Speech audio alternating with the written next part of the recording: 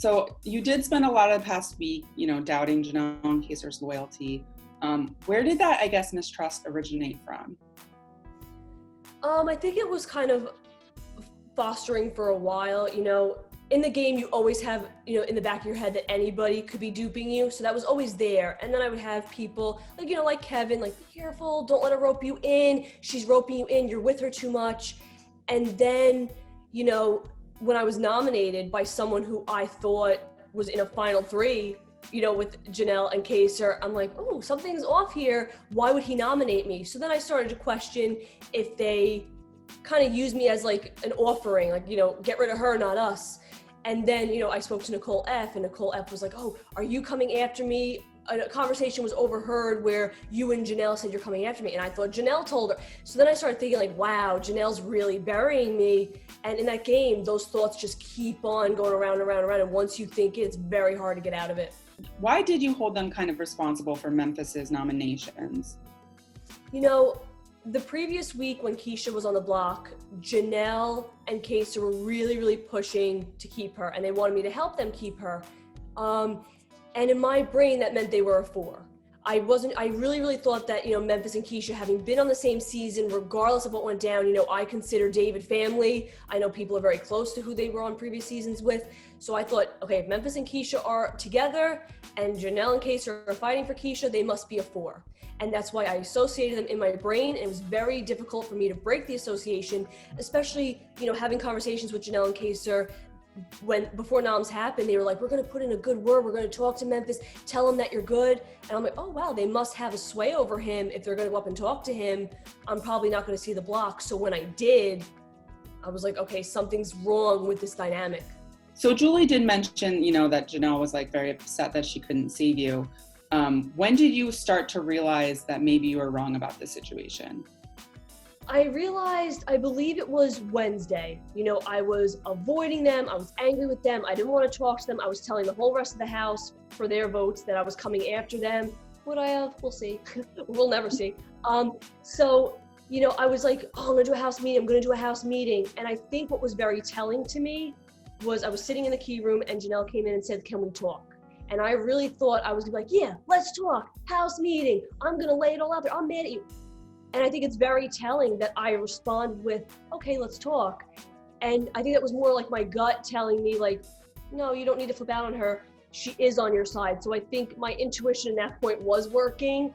And I think just sitting down, having a conversation with her, we were both open and honest. I started to realize like, oh yeah, I'm putting way too much blame on her and Kaysar when I should be setting my sights on other people. Yeah, we did see you talk about the house meeting a little bit. Were you happy that you didn't end up doing it? Now, like hindsight 2020, I'm very glad I didn't do it because obviously I was wrong. But at the time too, I'm glad I didn't do it because I wasn't going to expose the 4 people that I think are together. I thought, Tyler, Cody, Danny, and Nicole were only a 4. I wasn't going to expose that. I wasn't going to expose anything else. I was just going to try to like bury Janelle and Kaysar so that those people would bring me in to work with them to get them out. And the fact that Tyler was like, yeah, go do it. Go hold that meeting. Did you hold it yet? You should do it.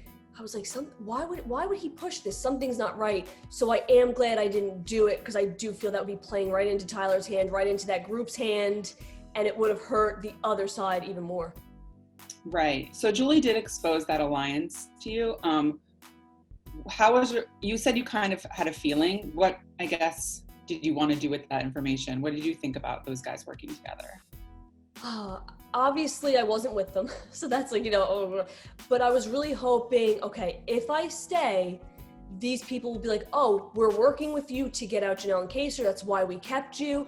And I'll admit, I'm not afraid to admit it, I would have seen where the HOH went. If the HOH went with Janelle and Kaysar, I'd be like, yeah, I'm still with you guys, let's take them out. And if they want HOH, it's sad to say, and you could call me a lot of things, I would probably be like, yeah, guys, let's go with what I said last week, get them out, those liars, and that would have been my approach to it. So I was kind of waiting to see where the power would shift because I guess I am a flip-flopper.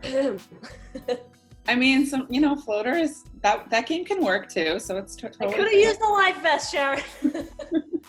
I gotta ask, how upset are you that you didn't play in the safety suite? And did you consider Memphis's ego? Because he was definitely pushing for everyone to play, I'm sure. I don't regret not playing in the safety suite, and I think a large part is what, Christmas did it so fast. I think if everybody's times were really long, or if only 2 people played, I'd be like, oh, I should have done it. I don't think that would have kept me off the block. Obviously, Memphis is not on the Nicole Anthony train, that's fine. So I don't think that would have mattered. But a lot of it was, I think, me and his egos. He's I'm going to flush out the safety suite so only I can play in it next week, pound my chest, tell everybody to do it, and they're going to listen because I'm Memphis.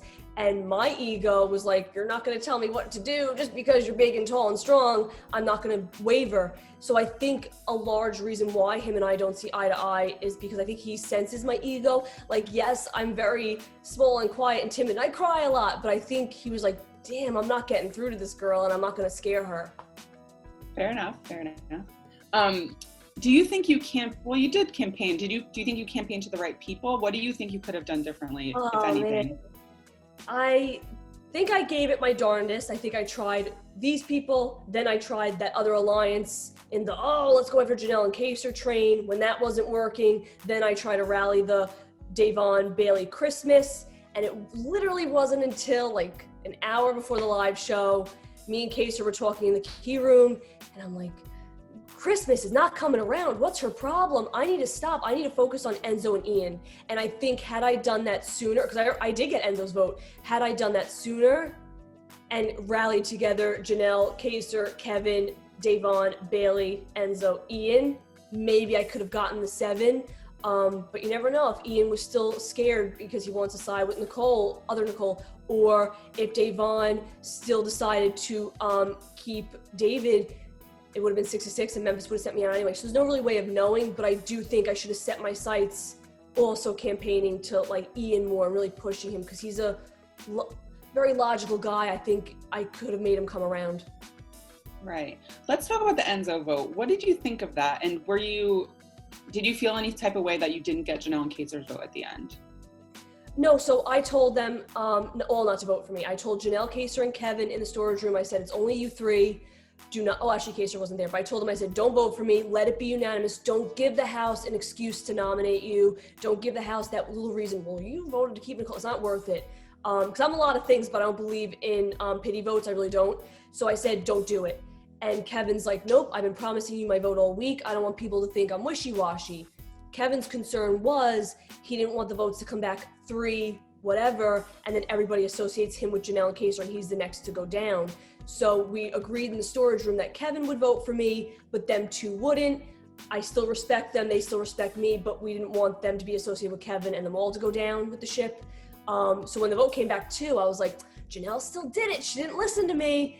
I thought Kaysar did, but she didn't. But when I heard it was Enzo, I felt bad. I felt like I didn't spend enough time with him, and he's somebody who I think had the game gone on, we would have really, really synced up. I think it just like the game's wonky in the beginning and he's closer to other people.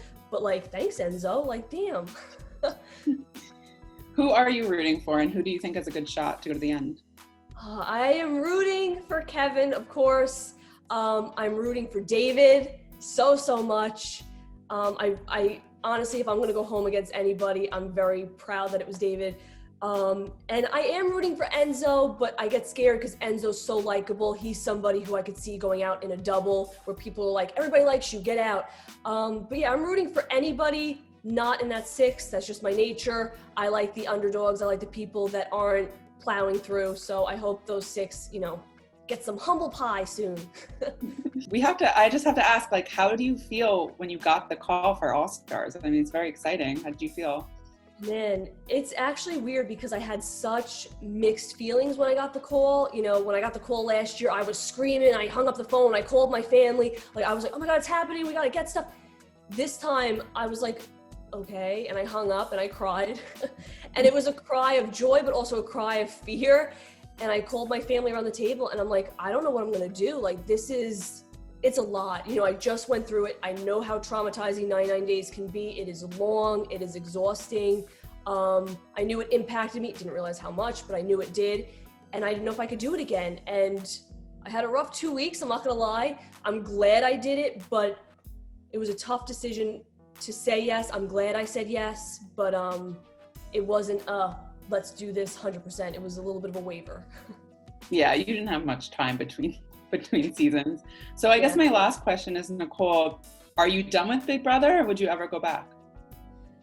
I want to give the answer like, oh, of course, but Nicole right now, the present Nicole, the answer is no.